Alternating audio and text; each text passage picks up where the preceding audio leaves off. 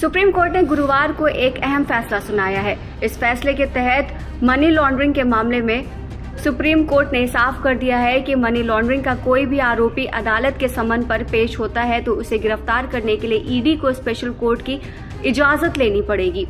उच्च न्यायालय ने इस ऐतिहासिक फैसले में prevention of money laundering act यानी कि पीएमएलए की धारा 19 के तहत ईडी को मिले गिरफ्तारी के अधिकार को थोड़ा सा कम कर दिया है।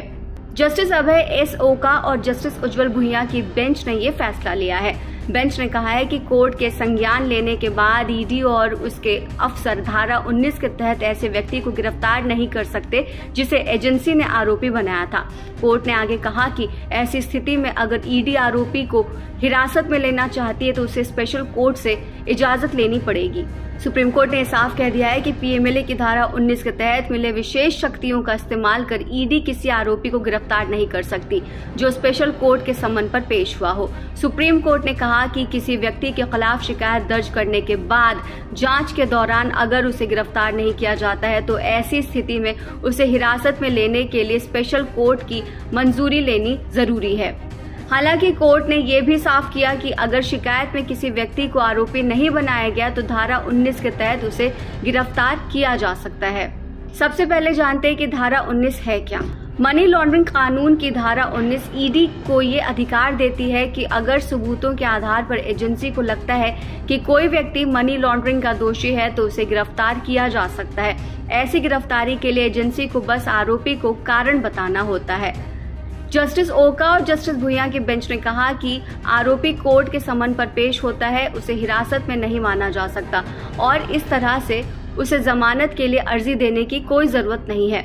इसलिए ऐसे व्यक्ति को पीएमएलए की धारा 45 में जमानत के लिए बताई गई 2 शर्तों की जरूरत भी नहीं होगी। अब आइए जानते हैं कि धारा 45 क्या है। पीएमएलए की धारा 45 में मनी लॉन्ड्रिंग के आरोपी को जमानत देने की 2 शर्तें होती हैं। पहली शर्त यह है कि आरोपी ने कोई अपराध नहीं किया है और अगर उसे जमानत पर रिहा किया जाता है तो कोई अपराध नहीं करेगा।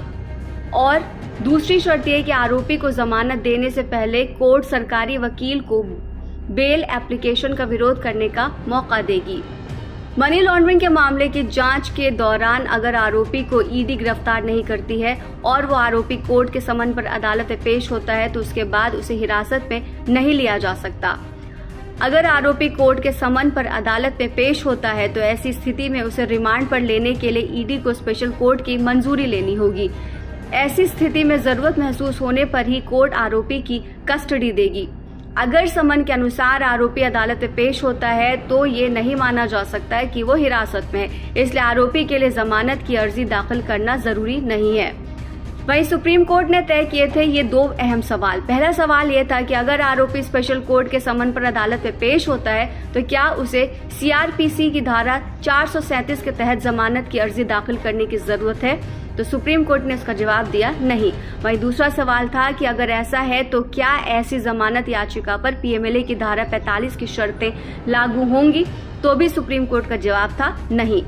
जुलाई 2023 में मनी लॉन्ड्रिंग के एक आरोपी को स्पेशल कोर्ट ने संज्ञान लेते हुए समन जारी किया। आरोपी ने पंजाब हरियाणा हाई कोर्ट में अग्रिम जमानत के लिए याचिका दायर की थी।